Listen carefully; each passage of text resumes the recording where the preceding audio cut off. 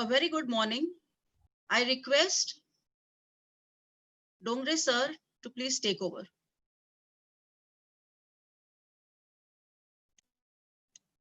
Dongre sir, you have to unmute. Okay, fine. On the auspicious day of Guru Purnima, wish you all happy Guru Purnima. Namaskar. A very good morning to Principal Dr. Mrs. Ansi Jose, Vice Principal Professor Vijay Suchak, Vice Principal Professor Moshmi Datta, Vice Principal Dr. Mona Mehta, Convener of this webinar CA Varsha Ainapure Madam, Organizing Secretary of webinar Dr. Kavita Kulkoti, and all participants.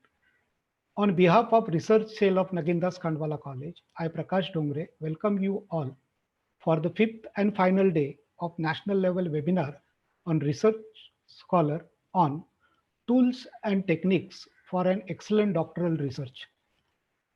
We will begin the program with our college anthem. Sri Ramji, please play the college anthem.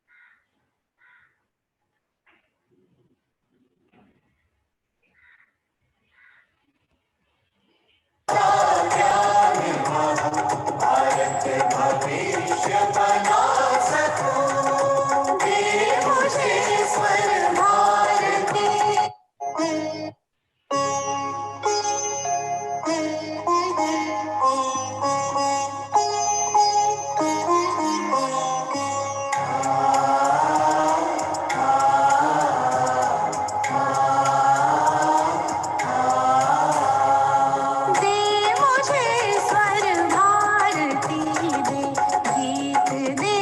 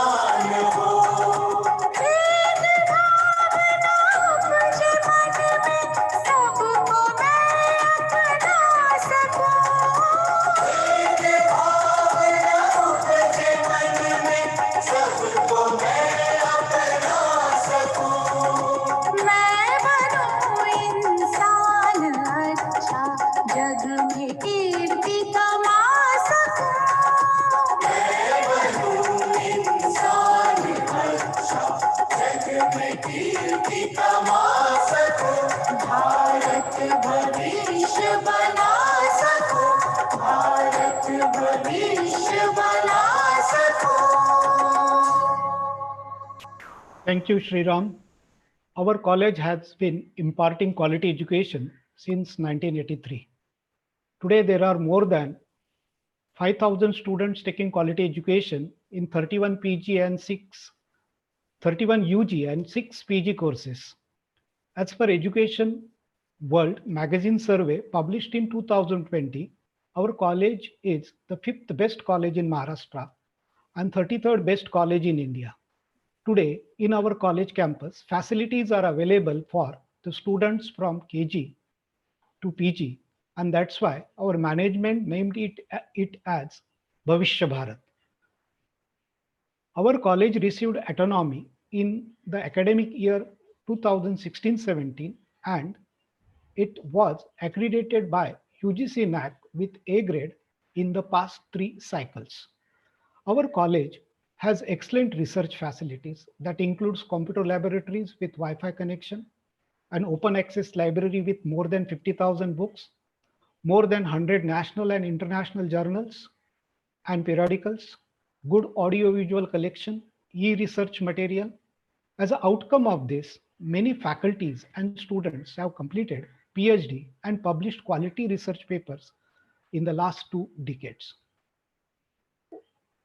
Our ever supportive management and principal madam have played a very significant role in success story of our college. Our principal madam is the source of motivation to all the faculties, members, and the student. Now I request our leader, principal madam, Dr. Mrs. Nancy Jose, to address the webinar. Over to principal madam.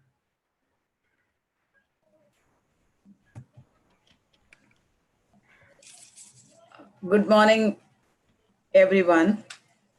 Respected Vice Principals, Professor Suchak, Dr. Datta, Dr. Mona Mehta, convener of today's program, convener of this 5 days program, Dr. Varsha Enabre, organizing secretary, Kavita Kalkoti, Dr. Prakash, all my faculty colleagues, and my dear friends as participants.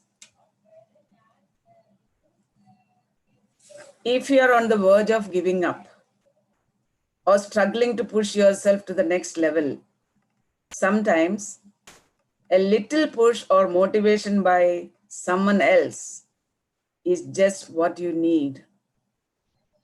You may be a PhD scholar, but not proceeding with your further research. You may be a PhD student, but stuck at some point, not knowing what to do. You may be a student yet to decide on whether I should do PhD. For all those who are in that group, I think this 5 days has been definitely a more learning or that little push what you needed.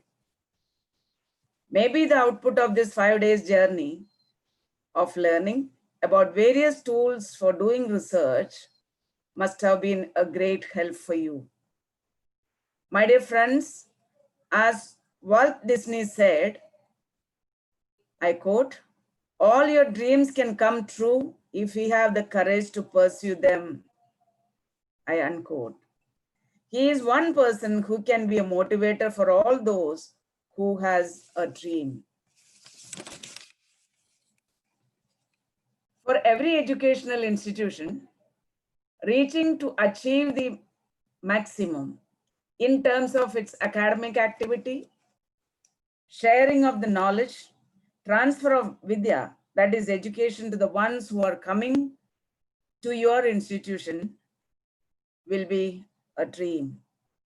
Yes, at Nagindas Khandwala College, we, the management and faculty, aim for that and we work for it.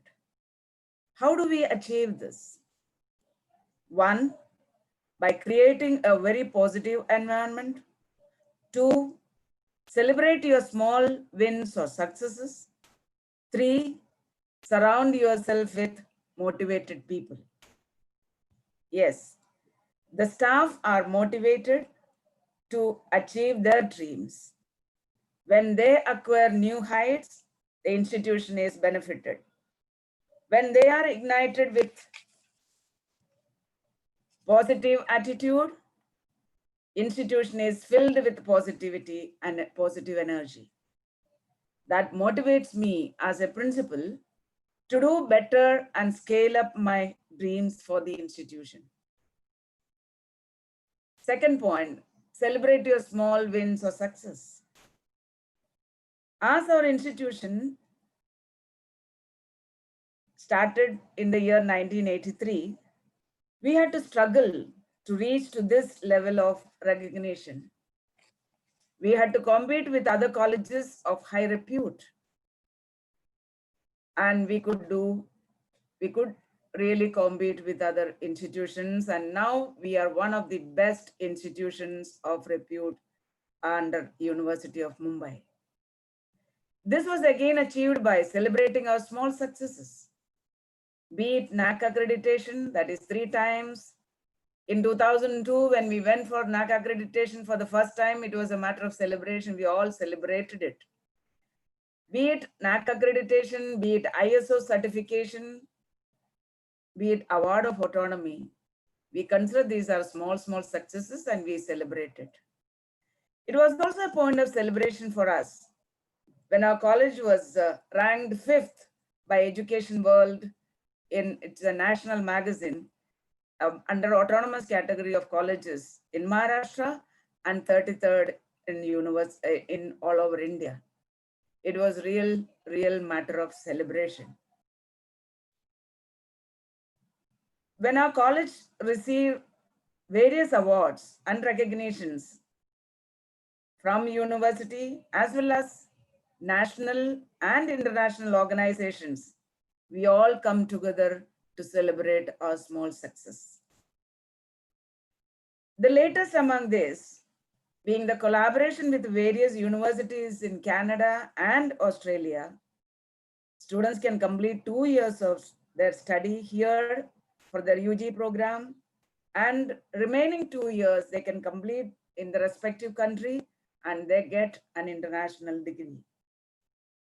All of our programs are mapped with the global university standards, and all this we could achieve. I mean, these are all small things which I brought to your notice. There are so many things, but all these things, my dear friends, we are achieving more and more because we learn to celebrate small successes.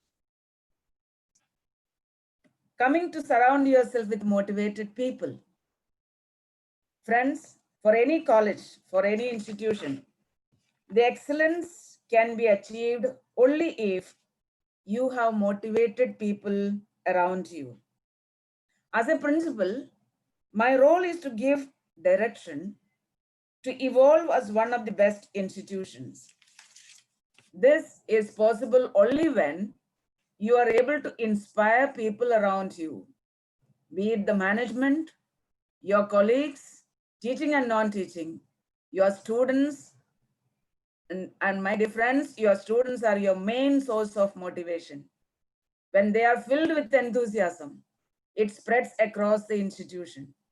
Hence, be it students, be it faculty, management, all are very cooperative and they put in their extraordinary efforts day in and day out without waiting for one fine day in the future when their quest towards excellence would begin. Dear participants, all of you have registered for this webinar to learn something more. And I hope you have got that something through this webinar. Friends, today is Guru Purnima. I salute all my teachers, my friends, my colleagues who have contributed their bit for my learning. I wish everyone happy Guru Purnima. Success never comes as a byproduct, but it comes through your firm commitment to your dream. There cannot be no off days in your journey towards success until you reach your goal. Friends, we are all going through a very difficult and challenging times. Convert these challenging times into as your opportunity. When you are able to do that, you are definitely able to achieve your dream to be successful in whatever you do. I wish all of you all the best, and I compliment all my colleagues for arranging this wonderful webinar. And 5 days, and this is the 5th day, 4 days we could sail through. And today I know Dr. Maushmi will definitely do a wonderful job because she is a source of energy and inspiration for others. And she is a good learner by herself. She never leaves any stone unturned what is given to her. And for her, like Dr. Varsha said on the first day, she has in a day 48 hours, not 24. When we all have 24 and we crave for that 24, she has 48, but yet she wants more. And that is Dr. Maushmi. And wish you all the best, Maushmi. And participants, I wish you all the best. And please work hard and be committed to your goal to achieve what you have dreamed for. Wish you all the best. May God bless you. Thank you. Over to Prakash. Thank you, madam, for your inspiring words. To promote research and provide facilities to the research scholars, our college started the research cell about 10 years back. CA Dr. Varsha Ainapure Madam is the present head of the research cell. Madam retired as the head of the Department of Accountancy in year 2019 and is now working as an adjunct professor in our college. She is a Fulbright scholar and is the author of more than 100 books on the subject accountancy. Now I request CA Dr. Varsha Ainapure to introduce today's topic and the guest speaker, Professor Dr. Maushmi Datta. Over to CA Ainapure, madam. Thank you, Prakash. In education, technology can be a life changer. It can be a game changer. The webinar proved the best use of technology in higher education. We had participants registering from Mumbai, Chennai, Hyderabad, Kolkata, Coimbatore, Delhi, Bangalore, Indore, Pune, and Agra. What was planned as a national webinar became international webinar as we had registrations from Nepal, USA, Nigeria, Kuwait, Saudi Arabia, Philippines, Oman, and Ethiopia. We reached through YouTube on day 1, 2,146 viewers. On day 2, we reached 903 viewers. Day 3, we reached 675 viewers. And day 4, we reached 534 viewers. These resources will be open for viewing forever. We at Khandwala College consider these videos as assets which webinar helped us create. The same technology which helped us address so many participants, same technology which helped us reach so many cities and so many countries, which otherwise were difficult to reach, also taught us that technology can make or mar the webinar. We are extremely sorry for the disturbances faced on the second day. Through this webinar, we wanted to reach out to research scholars, to guide them to complete their work, to help them in selecting correct statistical tool for analysis, and then to make them understand the correct need to produce extraordinary work so that their work can be cited by others. We offered help in all critical areas of research. For the last session, we have reserved the most important part.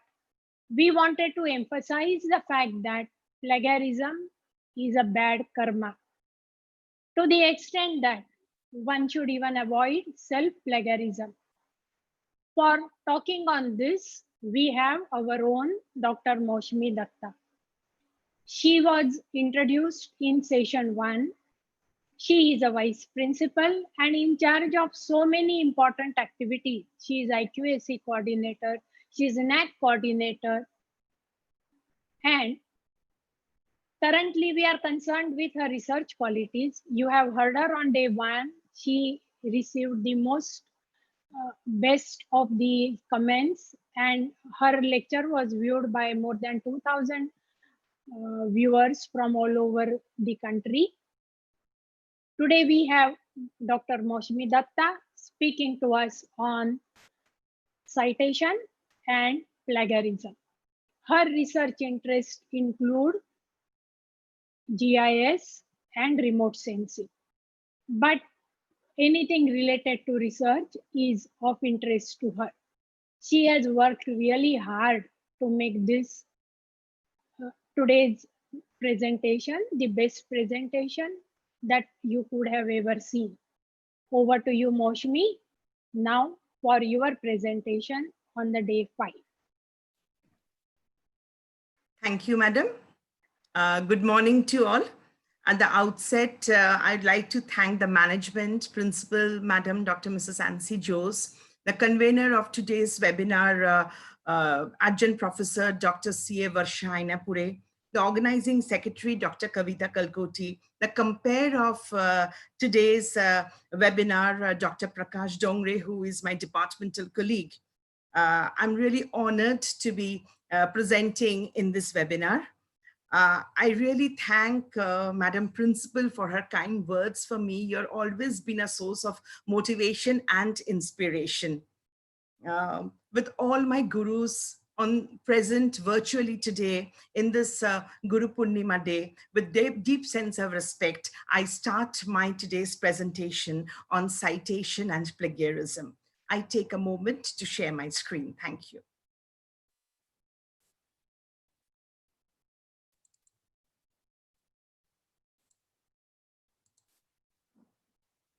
Citation and plagiarism.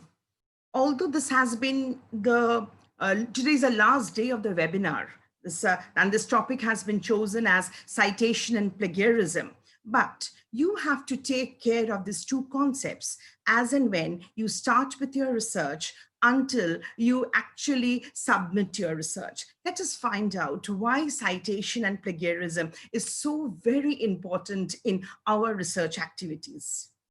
My flow of presentation will actually include many concepts, which I had tried to concise it in this 1 hour.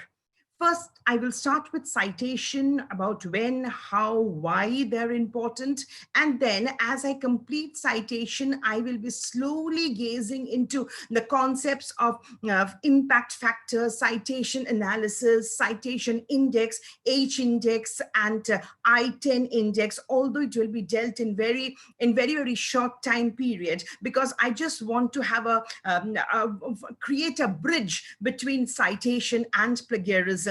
And the end of my presentation will definitely be plagiarism. What are the types of plagiarism, which we do it knowingly or unknowingly, and how can we avoid plagiarism and produce a fantastic quality, a very valuable quality of our research.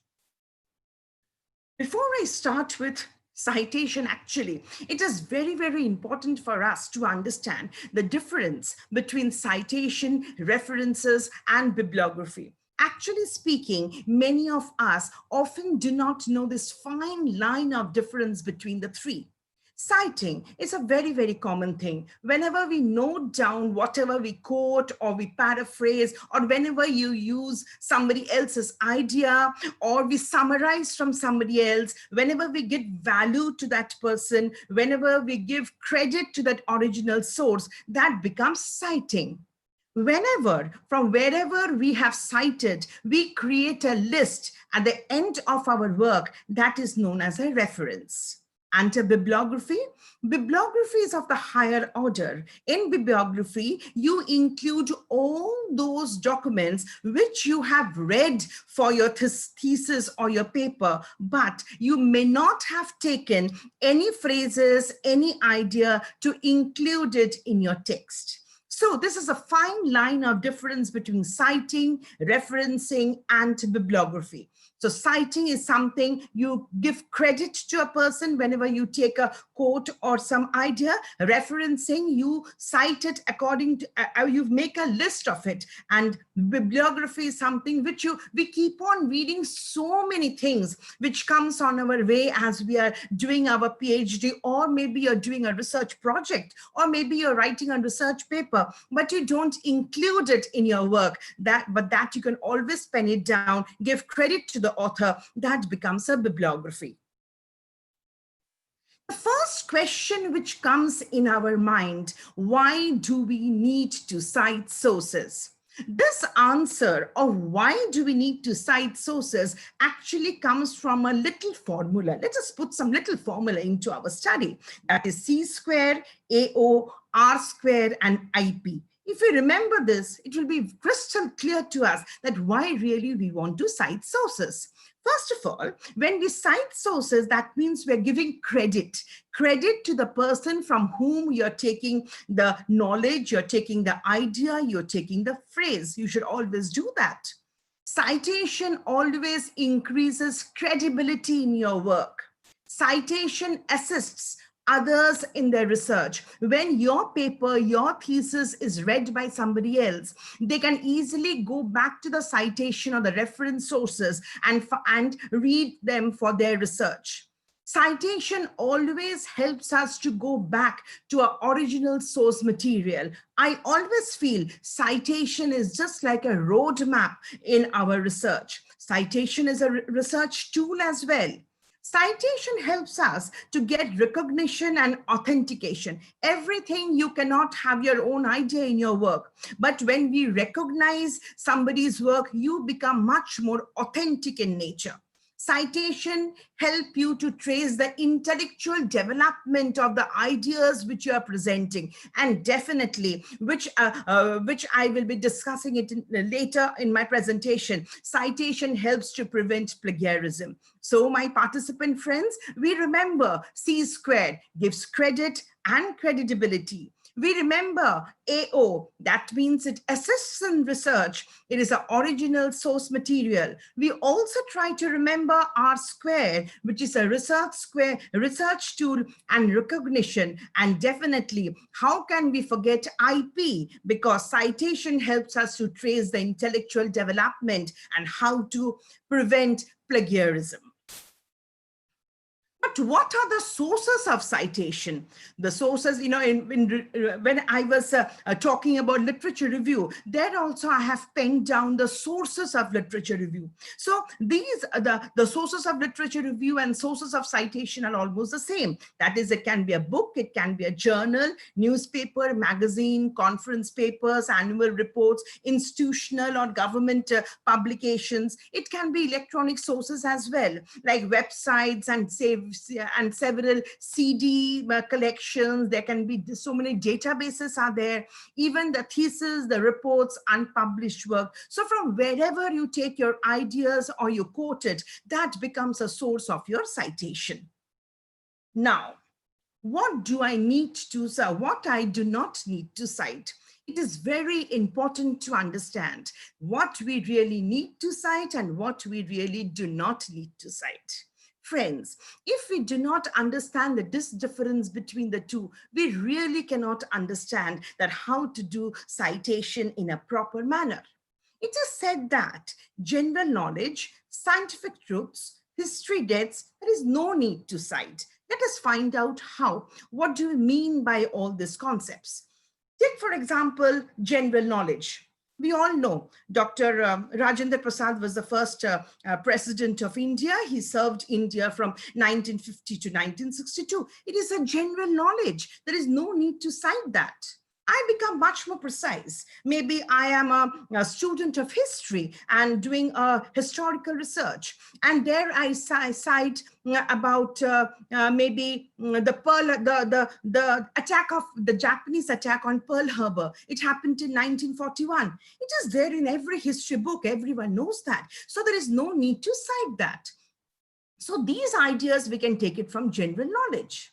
Some scientific truths, all of us know. We know there is no need to cite them. For example, I go back to my subject and I say that lights which are nearer to the earth actually does not twinkle. So it is a scientific truth. All of you know that. So there is no need to cite that.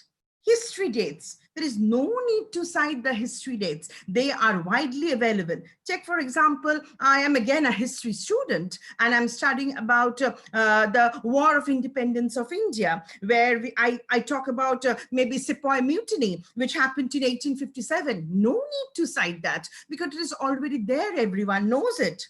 Rabindranath Tagore, when was he born? In 1861. There is no need to cite it. We all know he was born in 1861. Our father of the nation, Mahatma Gandhi, he was born in 1869. Whenever you're writing all this, there is no need to cite. But there is a big but over here. Whenever you are in doubt, please do cite. Whenever you're jumping from what you need to cite and what you do not need to cite them. Because if you do not cite, you will be the problem.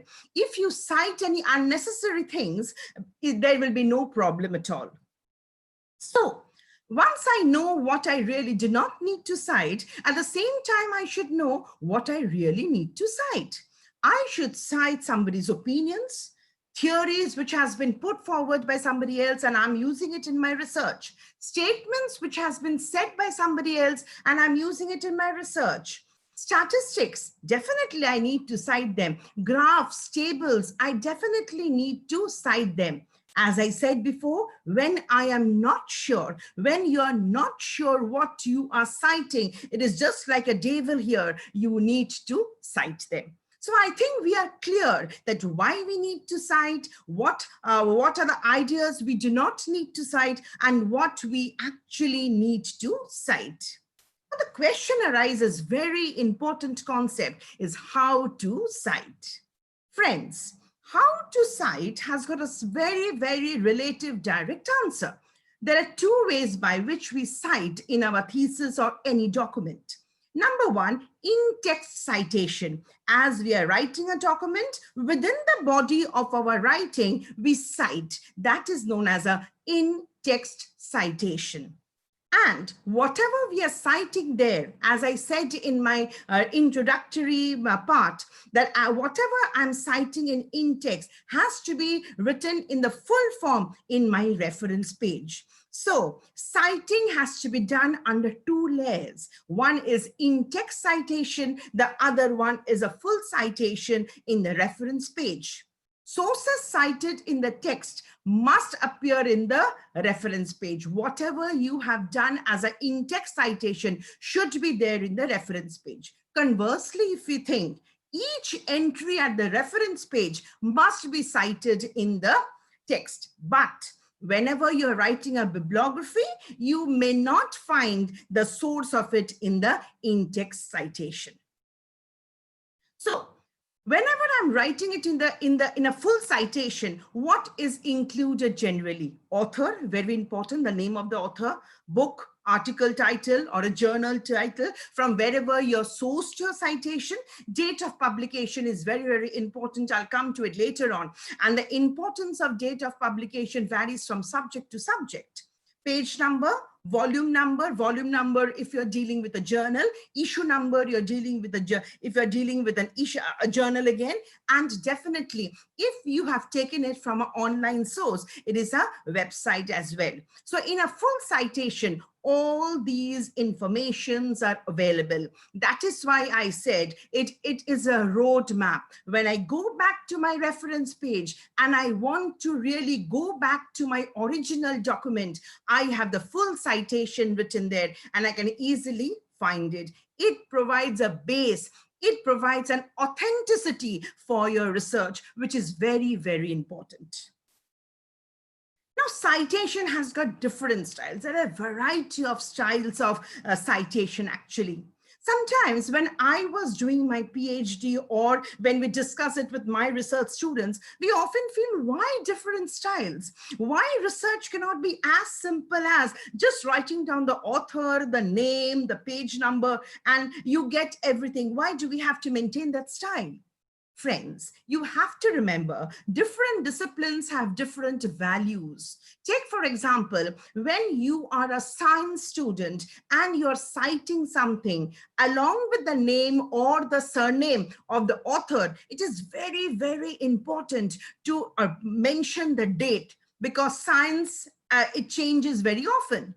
But at the same time, if you're a literature student, you are dealing with a concept. So here, the concept authentication is much more important. In that case, maybe the year is not very important. You have to put author and the page number.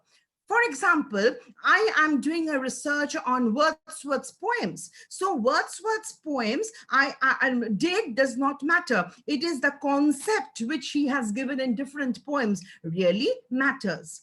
So we can say there are different subjects have different values, different subjects have different looks of their research, and that is why we have to use different styles of citation. So friends, we know what is citation, what is a reference, what is a bibliography. We also know from where to get the citation. We also know that why do we have to cite. We know what we do not have to cite and what we really have to cite, and what informations are there when you're citing the full thing. And now we will be dealing with different citation styles. So what is a citation style? As I'd say, it is a set of rules on how to cite sources in your academic writing. Now, whenever you refer to somebody else's work, citation is important. Remember, all theories, all opinions, all statements, all statistics, all data has to be cited. Source has to be put. If you do not put it, it is plagiarism. Citing style guidelines are published in official handbooks, which changes from time to time. So whenever you decide based on the basis of your subject and after conversing with your research guide, a particular type of a citation style, you need to take the guidelines from the official handbooks present. You will find them in the library. If not, the librarian here becomes a great help to you. As I said, the citation style always depends on the academic discipline you are involved in. So we have got different types of citing styles. Here today, because of the paucity of time, I will just be discussing some of the common types of citation styles. All of us have already, the huge participants who are there. Definitely you must have published one paper or two. If not published, you are just entering into the research world. You must have read some research papers. So you will find this APA concept of citing is very, very common. Actually, the full form of APA is American Psychological Association. The originality is in 1929. Now, originally, APA style was used only for psychological journals. With time, APA style is taken over by social sciences, by education, and also by business. Whenever you're using APA style, we need to use 12-point and Times New Roman. APA style is also called author-date-based style. That means what? In your in-text citation, whenever you write, you have to write the surname of the author and the date. So that is why it is known as the author-date-based style. APA style always has in-text as well as a reference list at the end. Let us see into these. In-text citation of APA style, take for example, number 1, author's name and year of publication in parentheses, that is in bracket, separated by a comma. See the example, Jenkins, 2003. Jenkins is the name of the author and 2003 is the year. So, and it is put under in bracket. This is a type of in-text citation, a style of in-text citation in APA style. Sometimes what happens, we need to put the name of the author outside the parenthesis. In that case, we write Jenkins, we don't put any comma. Within parentheses, we write 2003. My friends, do you see? citation style is so very important and so very minute. A single comma can actually change your research output value at all if you don't pay attention to the small things. Sometimes what happens, when we are writing literature review, we just don't write to put it everything in bracket. We just write that Jenkins said in 2003. So at that time, we just put his name at the end of the paraphrasing. So there are different ways by which we can do this in-text citation. Wherever we are writing, sometimes in-text citation may be of more than one author. It can be of two authors. In that case, we have to write Smith and Jones, comma, 2014. Remember, you cannot write and, you have to use the abbreviation. Three authors or more than three authors. In that case, we write the name of the first author only in in-text citation. We will write in detail about the three authors in my reference list. So in text citation, what do I write? Smith et al. That means there are three authors or more than three authors in 2003. So the 2013. So what is it actually? These things should be like, it is just like a Gita in your hand. It should always be there because it is not possible for us to remember every small details of our citing styles. We have to see them again and again, practice them again and again, and then only our citation styles will be proper.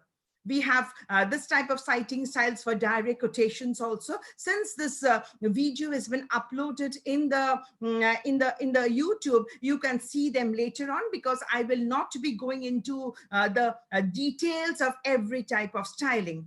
So we have got in APA, we have got different type of styles for books, for ebooks, for article chapter in an edited book, and for ebook chapter and so on. We also have different styles with journal articles from databases. Here I'd like to mention, when I speak of databases, sometimes you will see with DOI number and without a DOI number. Now, what is this DOI? DOI is a digital object identifier. That is a permanent identifier number. It helps you to locate your research paper. So some journals give you that DOI and some journals do not give you that DOI. So according to the availability of DOI, your writing style in APA changes. Journal article in print, online newspaper articles, newspaper from print sources, they all are different. In APA style, you write it in a different manner. Lecture presentation also can be quoted. Again, the citation can be written in the following manner. In APA style, you also have to mention the web pages, sometimes a part of the web page or an entire website, even a podcast. Nowadays, a podcast is also a citation thing. So, and sometimes you will find when you are citing, sometimes in a particular book or a particular document, there are no page numbers. There are no name of the authors. The name of the authors are not there, but the document is very, very important for you. There is no date. So how do I cite them? Friends, the APA has made arrangements for signing that as well. Take, for example, I have no page number. I write Basu, 2012. And since the page number is not there, I mention the paragraph number, maybe paragraph 7. Sometimes you will find that there is no author. So what do I write? In the place of Basu, shall I leave it blank? No, you write down the title of the document, the title of the paper, Study of Landslides within inverted commas, full stop 2012.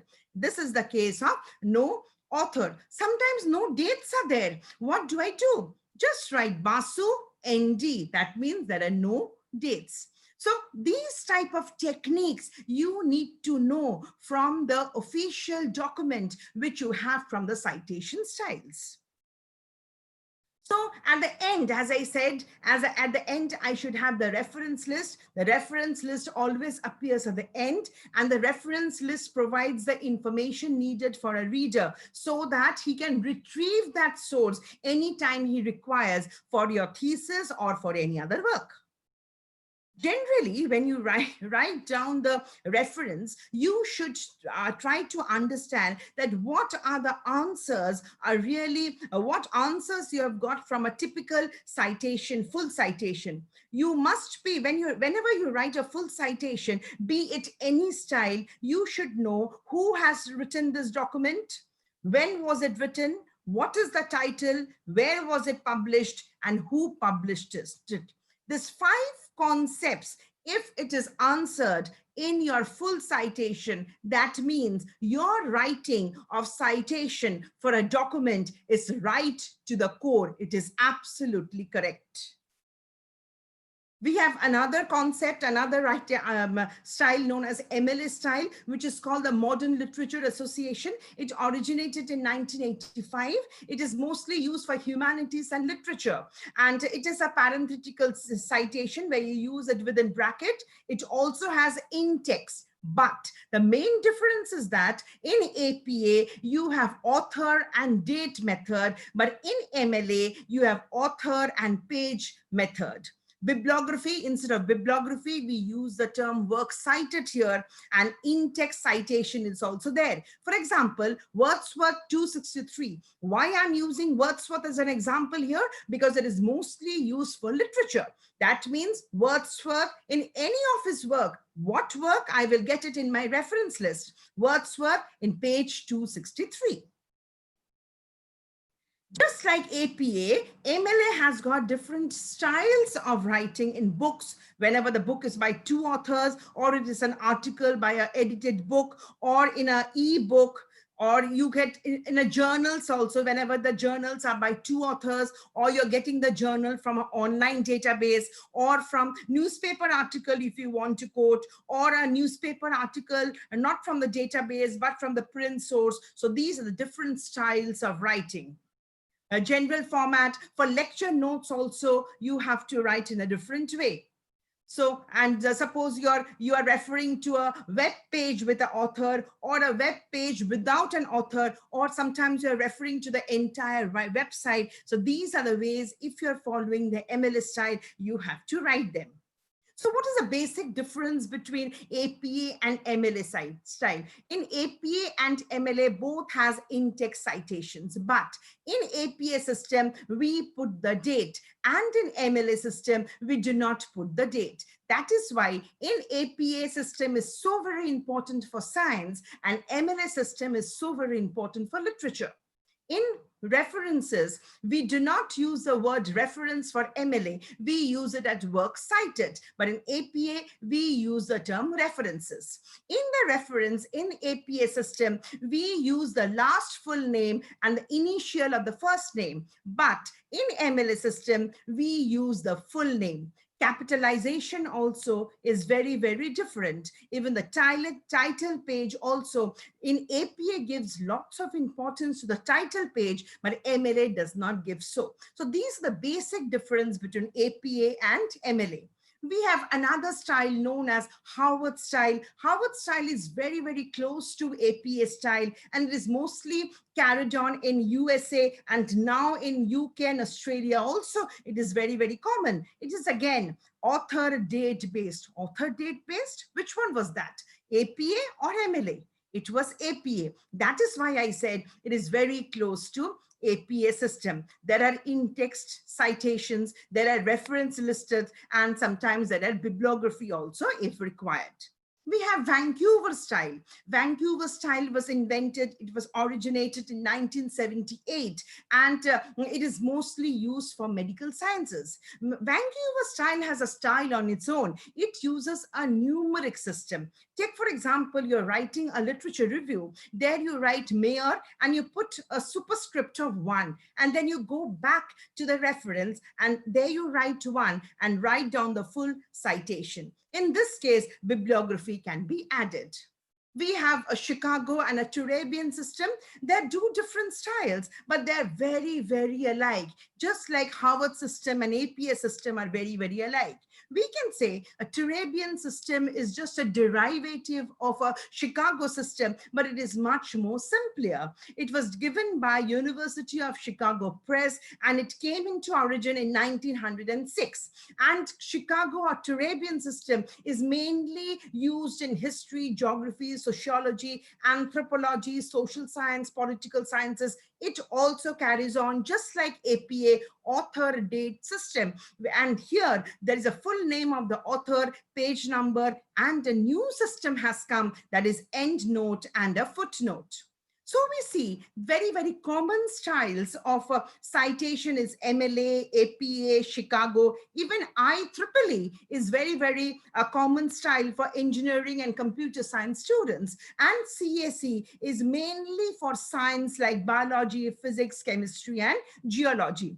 Although these are very, very common styles and we use it according to the discipline we are in, there are many, many citations which are less common. Take, for example, ACS. It's a full form is American Chemical Society. It's mainly used in chemistry. Or AIP, American Institute of Physics, as the name implies, it is used in physics. For law, we have American Institute of Legal Writing Directors. For medical, again, we have American Medical Association. For mathematics, we have American Mathematical Society. For political science, American Political Science Association. Sociology, linguistic, and so on. So there are numerous styles, I mean to say, but there are some commonly used citation styles and some less commonly used citation styles. Whenever you choose a citing style for your thesis, please do take the help of the latest handbook, which will explain you how to write the different sources and then start your thesis. Now, actually speaking, nowadays, we have reference management tools also. There are softwares. Why talk of softwares? Even Microsoft Word arranges your citation in a different, whenever you mention the style. We also have different management tools like EndNote, Mendeley, RefWorks, Zotero. You just have to create your account and you have to sign in, and they can actually manage your citations very, very well. So there are many students now who are actually taking help of such online tools for storing and organizing their references, because this referencing and citing, I understand, my friends, it is very, very tedious job. You have to really be very, very alert when you cite and you reference. So these online management tools, you can look up to their website and they do wonders actually in managing your references. Friends, this was the a short viewpoint on citation. Although I know that it will take one full day if I actually go to every citation style and explain you under each category of books, edited books, journals, edited journals, how to actually write in that styles. We can do it in future as well. But this was just a small view on citation. Whenever I am doing citation and I'm going towards plagiarism, unless and until we study these small concepts, we actually cannot understand plagiarism very well. Nowadays, it is very important to understand the impact of the journal where you will be where you will be giving your publication for your publication, because now under PhD also you have to go for publications, 2 publications with your guide. Has become almost it has become a necessity. So whenever you're choosing a journal, please, you have to take care of the impact factor. That will tell you the importance of that journal. You also have to know about what is citation analysis and citation indexing. And at the same time, even you as an author should also know what impact your research has on others. And that will be clarified by H index and I-10 index. Now, I would like to mention here this H index and I-10 index has become very, very important in the present scenario. Even for NAC, H index and I-10 index calculation has become a compulsory thing under criteria 3. Not only H index and I-10 index for the author, for the researcher, but for the institute also, H index and I-10 index are important. Let us find out what are these technical terms mean in a short go. Now, impact factor, all of us know about impact factors. Impact, it's a very, very common thing. Whenever you go for a journal publication, you ask, what is the impact factor? But what is this impact factor? Impact factor actually gives the average number of citations for an article. The average number of times that article in the journal has been cited by others. Today, the term impact factor is most commonly refers to a particular figure. You will see there will be a particular figure. 1, impact factor 1, impact factor 5.02, impact factor 9.99. What is the meaning of that? Let us find out. And it is mostly published by Thomson Reuters, although the spelling is Reuters, but we pronounce it as Reuters. Now, how do we calculate? Now, every one of us know about the Institute of Science Information. Institute of Science Information actually has top journals, in their databases. These journals are known as source journals. For each source journals, there are reference. Every article has a reference list. The more the journal is referenced by some other, the more will be the impact factor. Complicated, isn't it? Let us find out in a very, very simple way, as if we all are talking to each other and trying to find out the impact factor. Now, generally for impact factor, 2 years data is required. But sometimes for, excuse me, but sometimes for a high level journal, we use data for 5 years also. Now here, I've taken 2 years. Let us find out how I'm calculating the impact factor. For example, 2007, in the year 2007, for a particular journal, the name of the journal is Advances in Physics. I want to calculate the impact factor. If I do not want to calculate, I want to find out how the impact factor was calculated. As I said, I'm requiring 2 years preceding data. So I will require data of 2006 and 2005.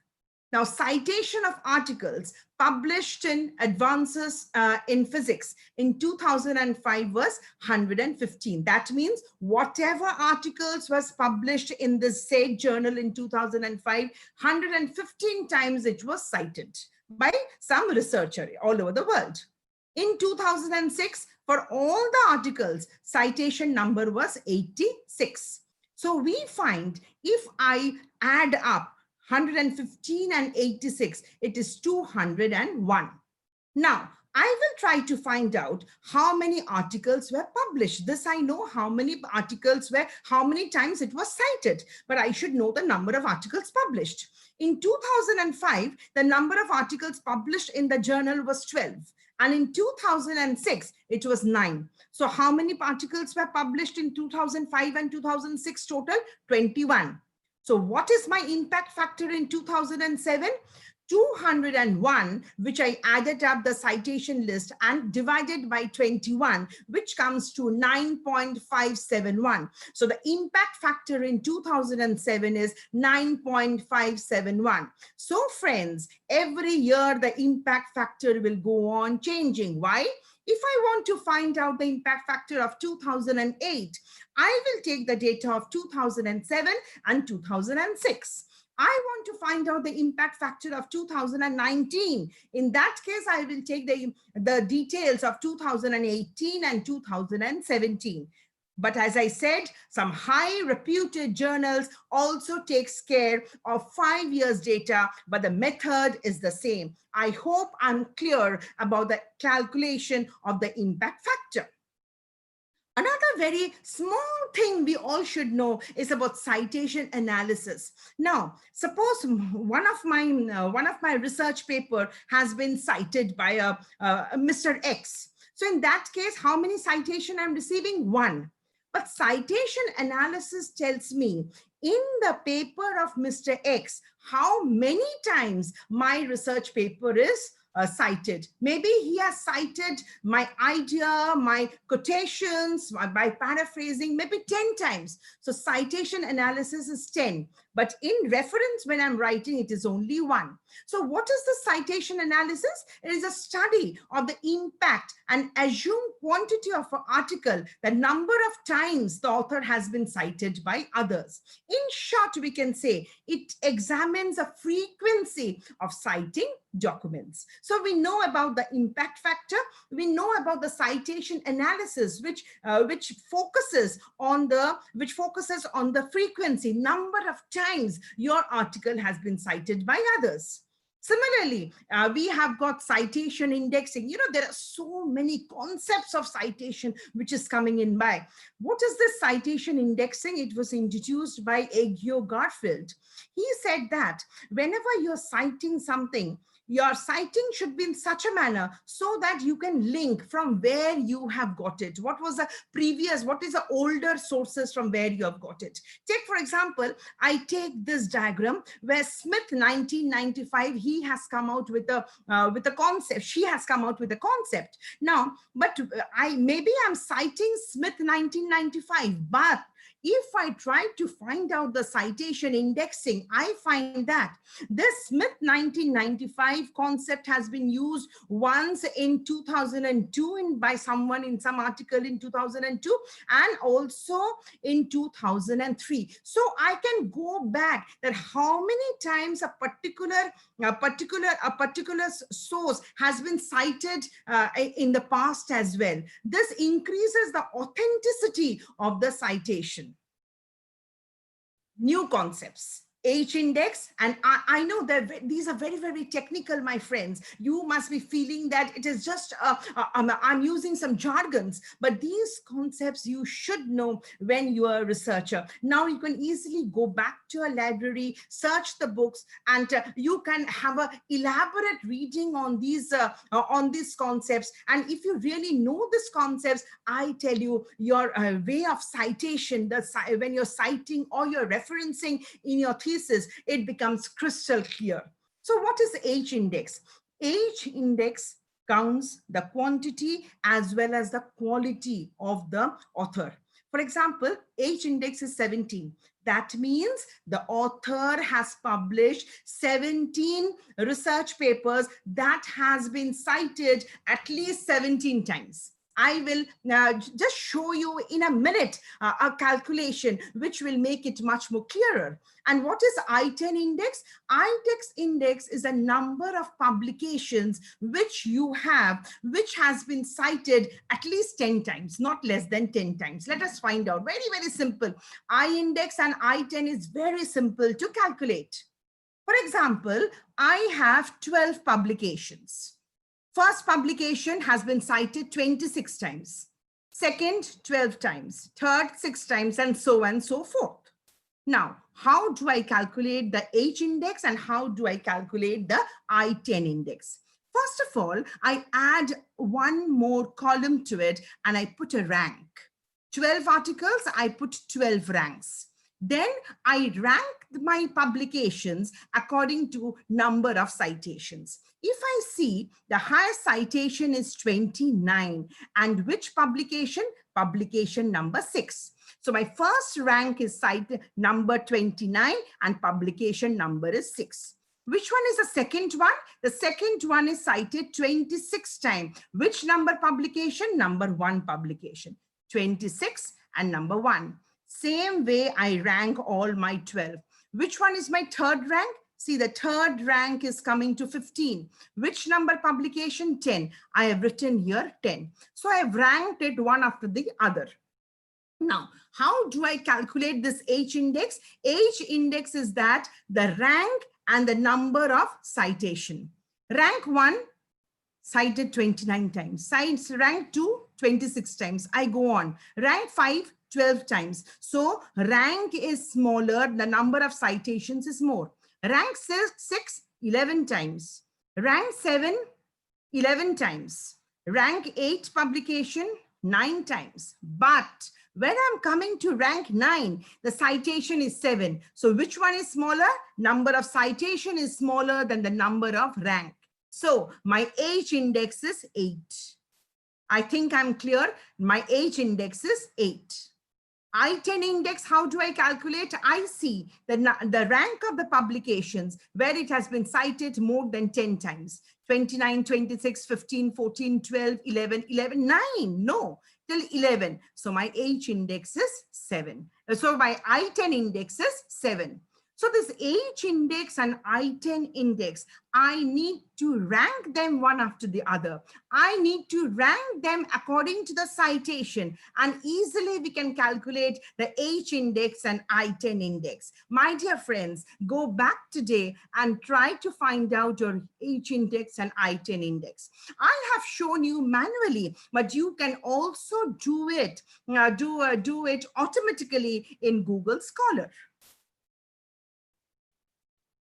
I come to the last part of my presentation, that is plagiarism. So friends, I think I'm clear on citation, where, what, when, how we should cite, and we have come or learned many new concepts, which as a researcher, all of us should know. We really learned new concepts of H indexing and I-10 indexing, which is becoming very, very important. Your thesis is over with all citation, reference list, and you're very, very satisfied. But there is a small but which will be answered perfectly when you give your thesis for plagiarism check, which has become a compulsion in today's age from whichever university you are doing your PhD, if it is under UGC rule. So what is plagiarism? The word plagiarism is coming from a Latin word, plagiar, that means to kidnap. It is not good to kidnap anyone.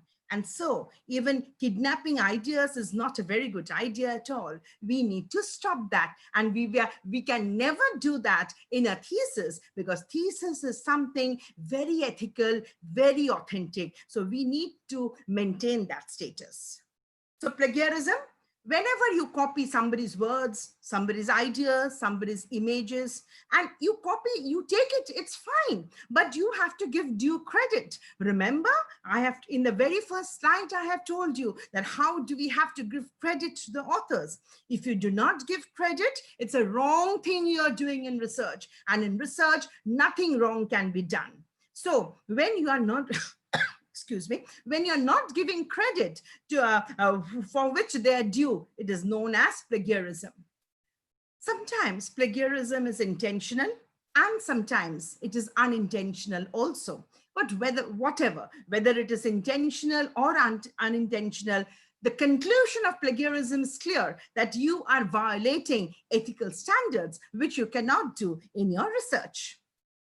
So I personally feel plagiarism is very non-academic in my academic area. We are all academicians. We're doing our research. We're adding our knowledge. We want our knowledge to spread like wildfire all over the academic world. So how can we be non-academic in that way? So the writers who generally plagiarize, it shows disrespect towards the original authors, towards the original contributors. And moreover, if you do not cite, a research is never completed. It never ends. The same topic can never end. Whenever you do your thesis, you should always say, I open up my research to somebody else. So when you're really opening up research to somebody else, that means you're opening up so that the whole academic world can actually work with your research. So how can you disrespect the original sources? If somebody is really working with your research, or you are doing a postdoc, how will you go back to original sources? It can only be done if you cite them, if you reference them in a proper manner. One thing you should be sure of, that you cannot disregard someone who has helped you to actually complete your work. Now, there are several excuses which we get, that this assignment is very, very boring. So let us copy and finish it off. Just finish off my thesis. I want to finish my thesis in 2 years. no research in this world can be time bound. As I said on the very first day, I repeat on the very last day of this webinar, you really need to fall in love with your research, with your work. Forget all the time, forget, because it is a once in a lifetime opportunity you're getting to do your research. So enjoy it, do it ethically. Don't copy somebody else's, and don't, because an idea that whether you will be getting caught or not, that will be scribbling in your mind. Okay, so you sometimes gives many ideas that why have you copied, but no idea stands footfall. If you really, you have to be very, very ethical, as I said, when you do it. So you have to be very, very academic when you do your research, because can you really copy and cheat yourself? First of all, you're cheating yourself. When you're cheating yourself, a quality cannot be produced in your research. And not only that, the consequences if you're caught in plagiarism can be huge. So really it is worth taking that risk? No. You should give credit to the authors. That becomes an authority. If somebody questions you during your open defense that from where did you get your information, you can tell with authority that I have got this from so-and-so citation, so-and-so books, from so-and-so online, and so on. So, and moreover, as I said, such unethical behavior should be stopped instantly when you're doing a research. So what is the simple logic of plagiarism? You can borrow from your works from somebody else's, but that but is very, very important. You have to give credit. Now, this plagiarism is called, it's an intellectual theft. You are stealing somebody's ideas, and it is punishable in nature. It is punishable under Copyright Act of 1957. So we have to be very, very particular. Moreover, plagiarism is accepted by UGC in India up to 10% only. If it exceeds 10%, it is punishable by law. So let us understand what are the common types of plagiarism. There are so many types of plagiarism actually. And that's why I said you do some plagiarism intentionally, some you do it unintentionally. You really don't know that, but you have performed that plagiarism. It can be a text plagiarism, it can be an image plagiarism, even videos can be plagiarized, even audios can be plagiarized, whatever, simple thing, whatever you take from others, cite. Only certain things like common general knowledge, your historical dates, you don't need to cite. Whenever you're in doubt, cite them. Nothing will happen. At least you will be escaped from this ill word of plagiarism. So let us find out in short, what are the different types of plagiarism. Actually speaking, 10 different types of plagiarism are there. The most lower form of plagiarism is clone, where you just copy word to word. You copy it word to word. There is no point of citing anything, and you claim as if it is your own words. For example, in black, I've written the actual, and in white, I've written the plagiarized one. Deers are browsing animals, feeding on fruits, leaves, shoots, and so on. You write the same thing in different color. Deers are browsing animals, feeding on fruits, leaves, shoots, and so on. So what are you doing? You're just cutting and pasting word to word. It is definitely plagiarism. Control and copy. Control and copy is very, so here what you do, word to word, you copy it, but little bit changes here and there. You are satisfied. Yes, little bit alterations I've done. No, my dear participants, you will be caught in your plagiarism testing mechanism. Find and replace. Sometimes you have the same ideas, but only certain, there is a very good concept of find and replace in Microsoft Word. All of us know that. So we just change some words. If we change some words, the matter remains the same. The idea remains the same. Only some key words you're changing. But that is also plagiarism. Remix. You get two sources, you just mix them. And remix songs, we all know about this remix songs, but it is a type of plagiarism. When you take it from multiple sources and fit them all together, whether you paraphrase it or you copy it word to word, it is plagiarism. recycle them from your work, previous work. You just change some words, or you change the way of writing, and then you put it as if it's a new work without any citation. Remember, friends, you need to cite yourself as well. In review of literature also, I've told you, you need to cite your work as well. If you do not do it, it is recycled plagiarism. Hybrid plagiarism combines everything, cited everything, but they do not, some sources they cite and some they do not cite. It is a type of clone plagiarism. Again, mashup.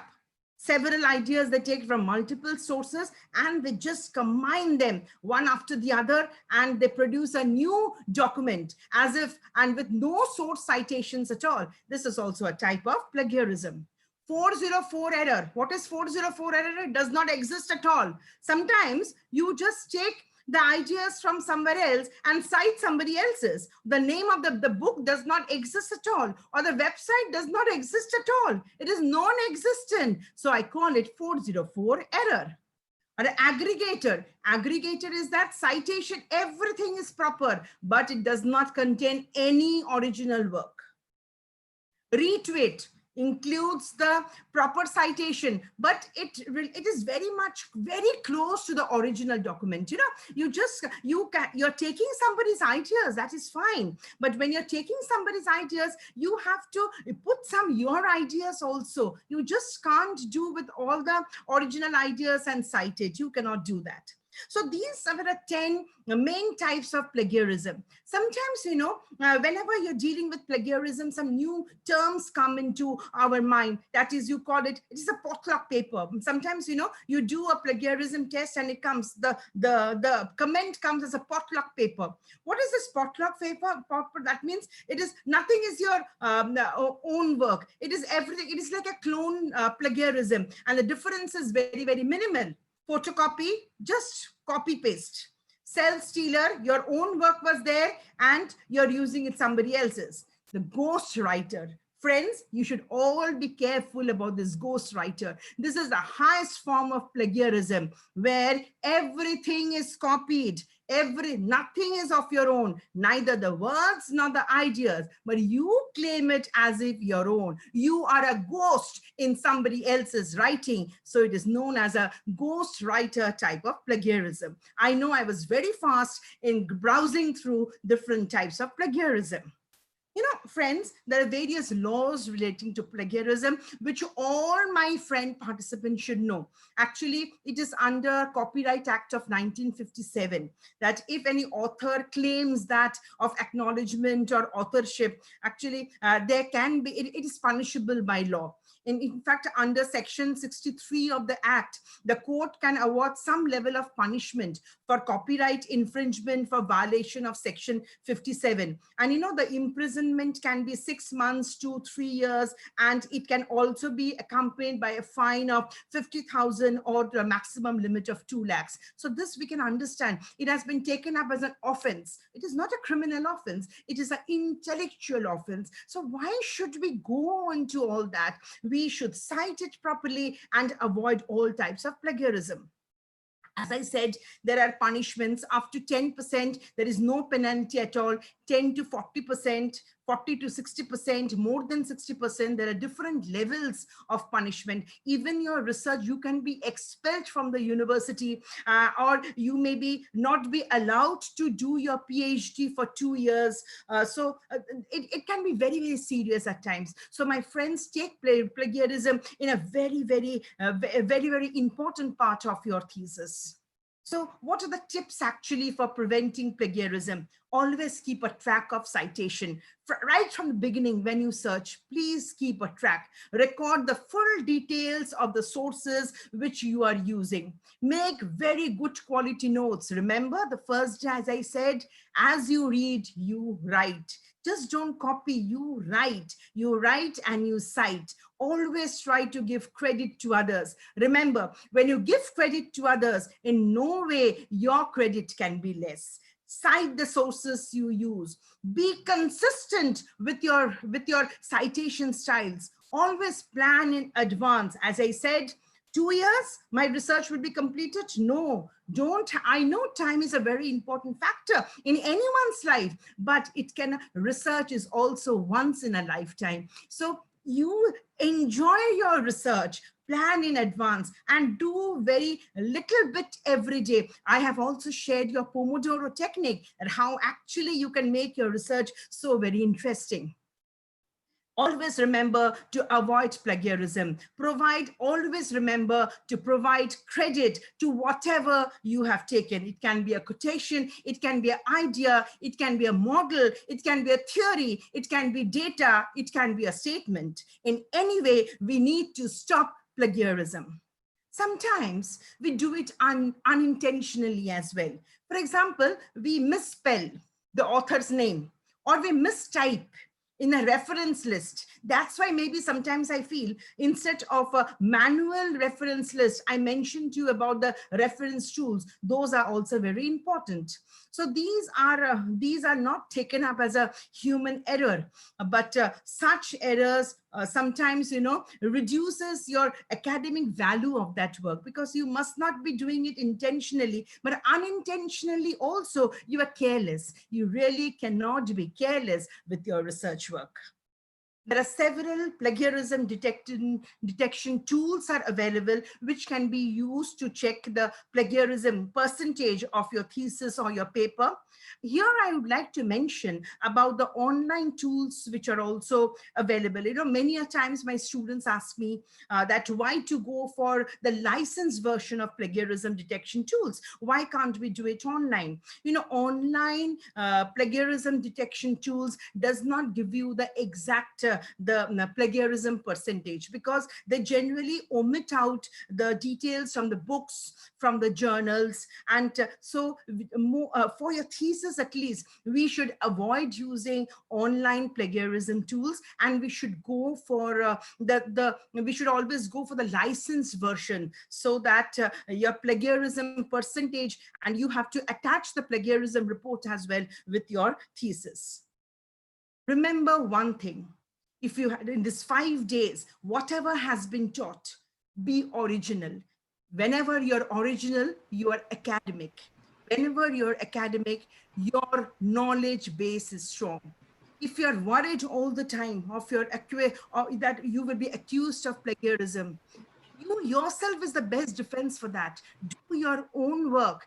Carefully track all the sources, all the notes. Carefully cite, maintain, decide a citing style, and keep the style same right to the end. Most important, acknowledge the contributors, whoever has helped you in your research. Plagiarism is definitely not a crime, but it is definitely an unethical conduct. And when you're unethical, you can never be a researcher. So in my presentation today, I have, although very fast, but I have touched upon the citation, when, how, why, what are the ways, the new concepts which has come, which is impact factor is not a new concept, obviously, but your indexing, but your analysis, but your H index, again, your I-10 index is definitely new concepts which all of us need to know. And I've ended my talk with plagiarism. I wish you all the best for your research. Thank you. Thank you, Moshmi. That was indeed a very powerful, power-packed session on citation and plagiarism. There are 3 questions which I feel are most prominent. So we will keep it 3 since we have paucity of time. And the remaining people, they can send their questions in and we will answer it by mail. The first question asked is, whatever we cite, do we mention it in reference as well as bibliography? No, we have to mention it in cite. In cite is compulsory. Whatever mentioned in insight has to be there in reference. But whatever is there in bibliography may not be in the in-text citation, because you are just reading, you have not really taken the ideas from that book. All right, thank you. That was very clear. The next question is, if we quote someone line to line, word to word, and mention the name in reference, it will not come into plagiarism, right? That's what they want to ask. No, yeah, in text, if you are following APA format, you have to write the name, last name of the author and the date. If you do not write the date, only the name, it will come in plagiarism. If you're Okay. following MLA format, you have to write the name of the author and you have to mention the page number. If you do not do it, it will come plagiarism. All Because right. all the plagiarism detection tools are imbibed with these rules. Okay. The next question is if you could just explain citation index and I-10 index. Citation index is the number of times, the frequency. But maybe I have one paper. This one paper has been cited 20 times.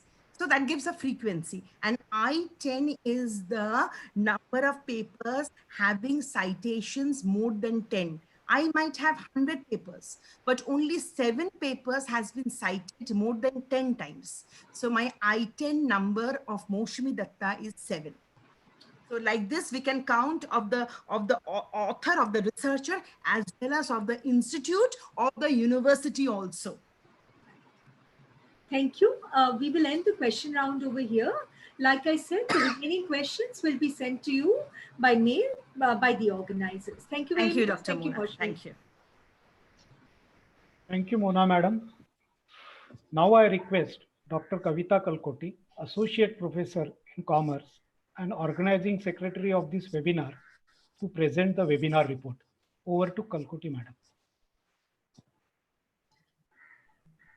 Thank you, Dongre sir. A very good morning to the principal of our college, Dr. Mrs. Ansi Jose, resource persons of the webinar, Dr. Moshmi Datta, Dr. Kevin, and Dr. N. Raju. Before I start, I would like the PPT to be played, Sriram, of the report.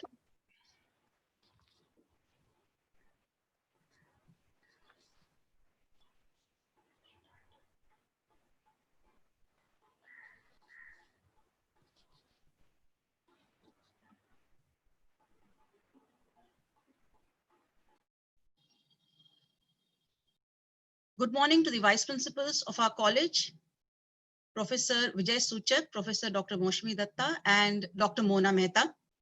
Convener of this webinar, CA Dr. Varsha Ainapure, and all participants.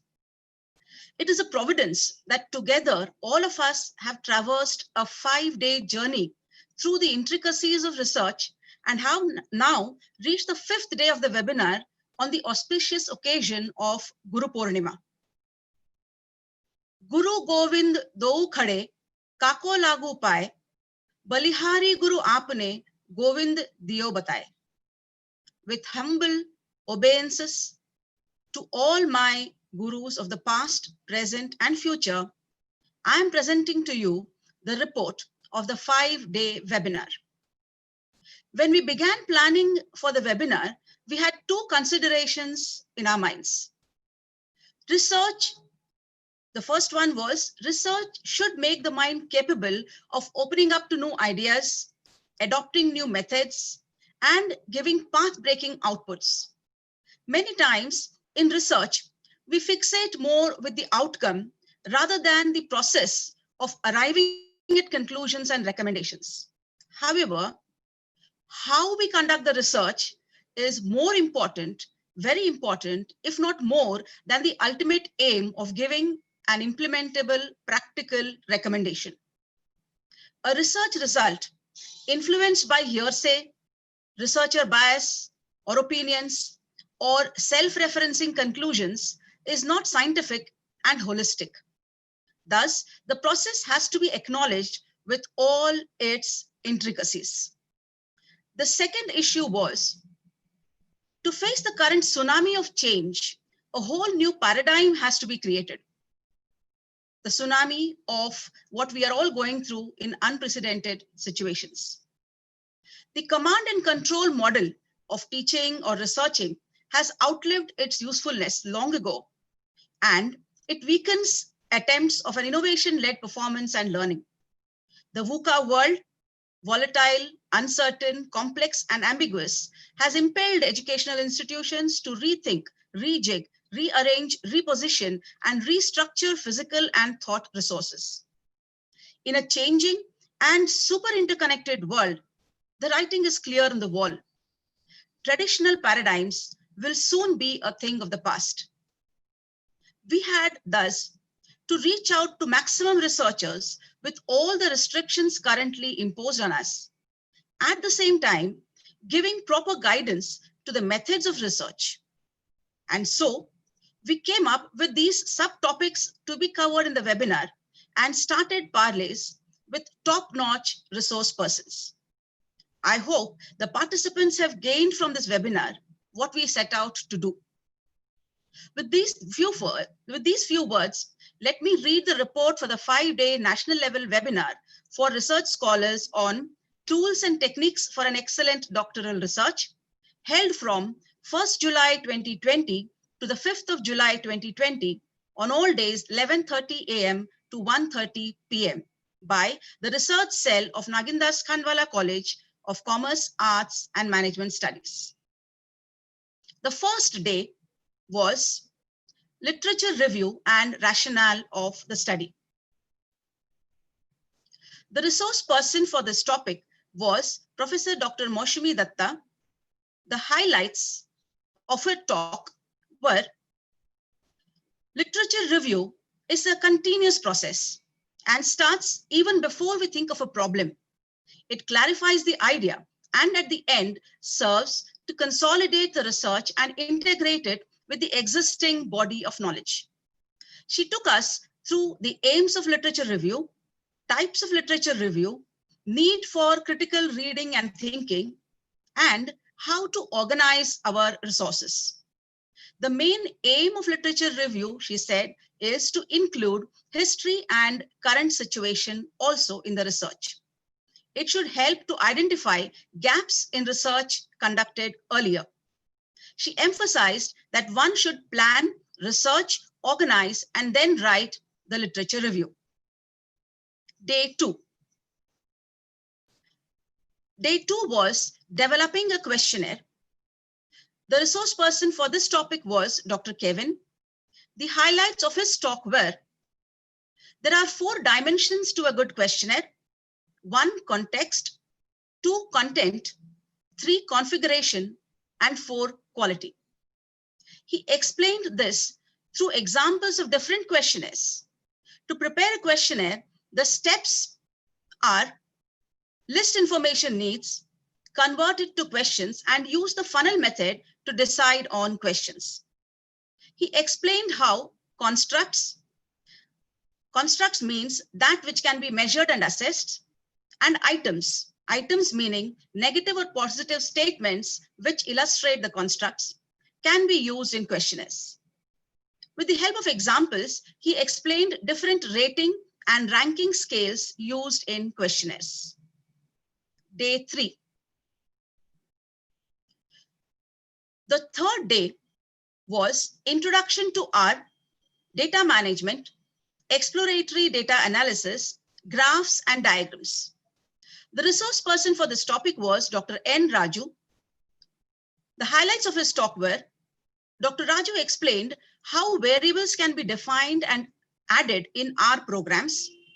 He showed the R manual, which is available in PDF form, so that students and scholars can learn themselves with the help of this manual. He showed through live demonstration the functions of R, like length, max, min, that is length, maximum, minimum, mean, and sum. He also showed how one can run only parts of a program for trial purposes. Through regular inputs sent to the participants, he explained how to load packages, how to use data sets available in R, extract data subsets through the tail, head, and data functions. He explained how histograms can be drawn of the data and how to label different axes on the histograms. He also explained the library function and how it was useful to know the numerous packages that is available in our system. He explained how to enter data through the data function and the repeat function, and how to import also data into R. Day 4. Day 4 was about correlation, regression analysis, t-test, and chi-square tests. The resource person for this topic was Dr. N. Raju. The highlights of his talk were: correlation is a concept, as a concept is associates with more than one variable. Just linking two variables, he said, does not help one to find out if two variables have any logical relationship. For finding out whether the two variables have a logical relationship, a scatter diagram can be used. He explained this through a live demonstration.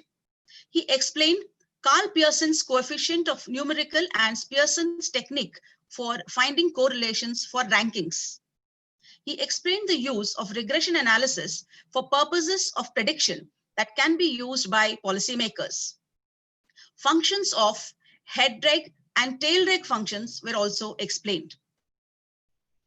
Through examples, he explained the principle of least squares to ensure that estimated values and observed values are as close as possible. He explained the use of summary by reg, that is a summary of the regression that has been done by the scholar, summary function to understand residuals, coefficients, standard errors, and multiple R-square functions, among other useful functions in regression. Day 5, that is today.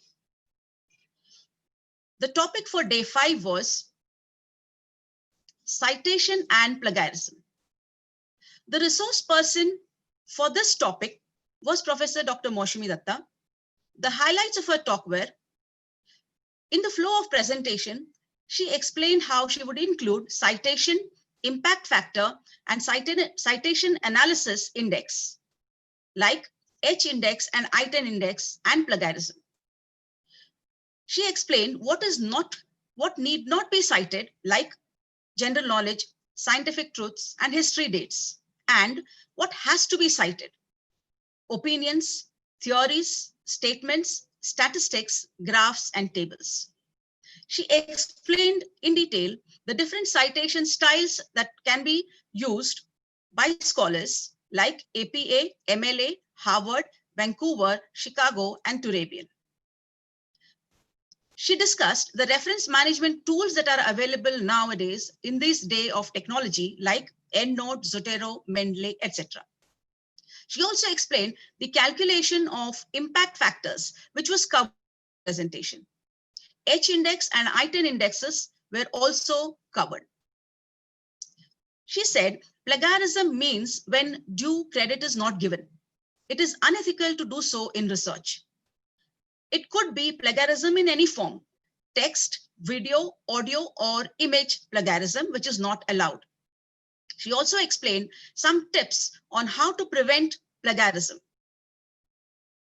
The next slide, please.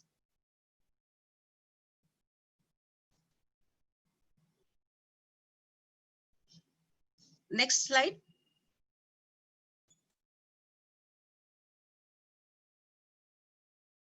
All in all, looking at the interconnected world and how the globe has become one and how we could all connect to each other during this webinar, it is, as far as possible, try to cover major topics and include as many people in this webinar. The webinar covered many topics which are mainly required by researchers to be understood and implemented while they prepare their thesis or dissertation works. Thank you. Over to you, Dr. Prakash Dongre. Thank you, Kavita Madam. Now I request Dr. Mona Mehta, Vice Principal of Self-Finance section of our college, to propose vote of thanks. Over to Mona Madam. Thank you, sir. Good afternoon, everybody. I'm indeed privileged to be proposing the vote of thanks for the 5-day webinar on tools and techniques for an excellent doctoral research. I think without the support of the management, any webinar would have been incomplete. I'd like to thank the management of Nagindas Khanwala College for always encouraging us to do webinars and to spread knowledge. Principal Dr. Mrs. Ansi Jose taught us that it's not only important to dream, but it's important to convert dreams into reality. Ma'am, thank you for your constant support and motivation that you give us to excel and do better in life. I think in Nagindas Khanwala College, the pillar of strength happens to be the vice principals, Dr. V.G. Suchak and Professor Dr. Moshmi Datta, for always backing us up in all our efforts. But this seminar, if somebody created it like a work of art, the credit really goes to the convener, CA Dr. Varsha Ainapuri ma'am. Ainapuri ma'am has been a perfectionist. Everything in the seminar has been perfect to the T. Ma'am, if the seminar has achieved success, I think we owe it to you. You have passed on a bit of your perfectionist to us also. And I hope we take it ahead with us whenever we do research. We had eminent and very good speakers for the webinar. You know, in a game of cricket, if the first opener plays till the last, you're going to win the match. So our opener batsman was Professor Dr. Moshmi Datta, who started with energetic and a vibrant presentation. She spoke on literature review and rationale of the study and ended her batting with citation and plagiarism. Her energy, her enthusiasm, and her passion for research rubbed on us. Thank you, Professor Dr. Moshmi Datta, for your commitment to research. Dr. S. Kevin was the batsman who was calm, cool, and he always knew what is the right thing to do. Sir spoke to us on developing a questionnaire, and he made it seem so easy. Thank you, sir, for sharing your knowledge with us. Next, we had Dr. N. Raju, who took such a technical topic, like, using art in research and made it seem like child's play. I think we will remember that and we will start using more of our tools for our research. A voice that we are going to miss hearing comes from Dr. Kavita Kalpoti, who was the organizing secretary. We had the privilege of seeing her for 5 days. And I think tomorrow when we get up, we're going to miss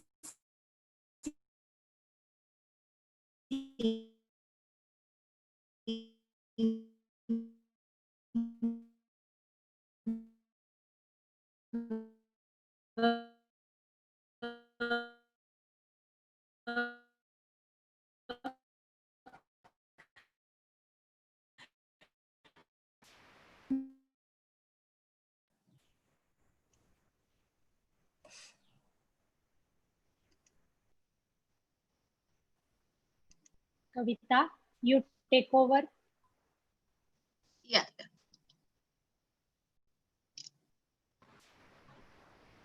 I think I just went offline. Can I be heard? Yes, yes. Now you can be heard, ma'am. You can Yeah. continue.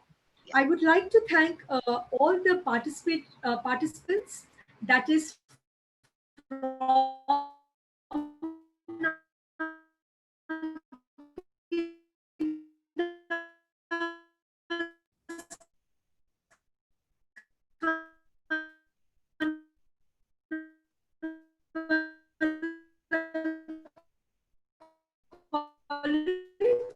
and all across India and all Risada, Tapas and Shriram. Thank you for making this possible, and thank you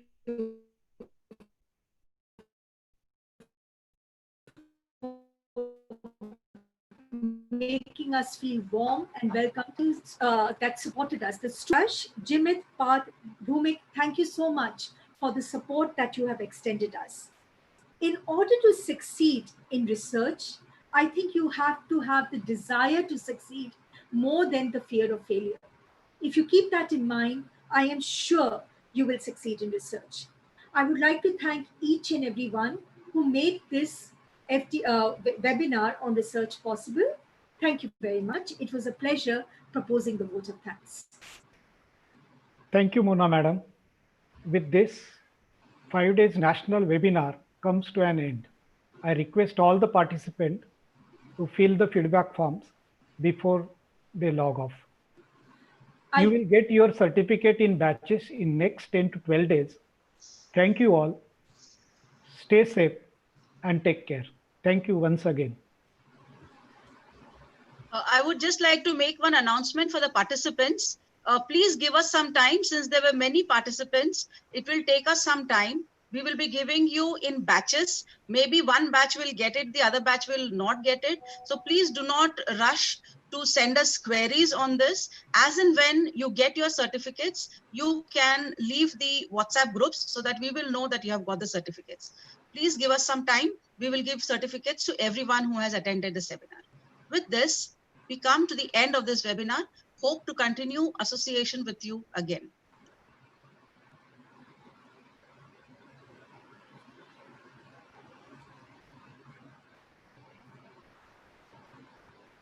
Thank you, ma'am. Should we all come on the screen? Thank you. Take a screenshot. Maushmi, it was great.